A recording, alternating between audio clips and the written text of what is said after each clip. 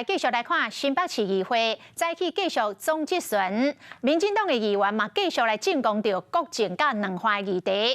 侯友宜原来有准备强调伊保卫中华民国的民主甲自由。议员甲问讲，到新加坡访问是毋是有甲中国驻新加坡的大使孙海燕秘密来会面的？侯友宜是严肃来回应讲，请不要污蔑我，就是请你唔通诽谤损伤我的名声。侯友宜嘛真罕见，再度来讲明着伊两岸的立场。伊讲伊反对台独，嘛反对一国两制。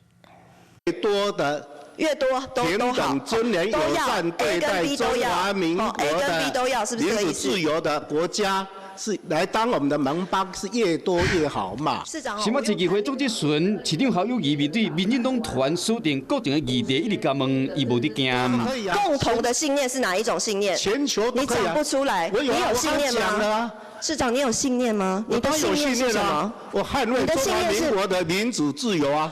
被问到去新加坡访问，侯友宜的态度各较硬。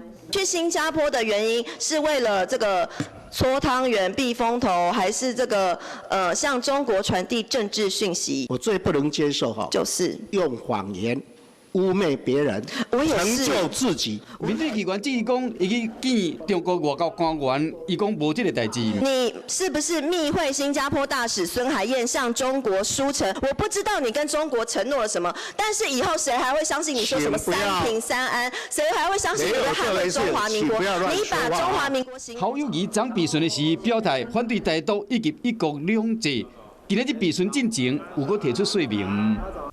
中华民国的宪法，国家就叫中华民国，咱爱中华民国，嘛爱台湾这个土地。为两岸议题到国际问题，议员质询的问题提升到国家的层级，侯友宜是一一回应，互相拢无相让。Hello， 我是叶明，想要看到更多更及时的新闻内容，请订阅华视新闻的 YouTube 频道，并且按赞，开启小铃铛。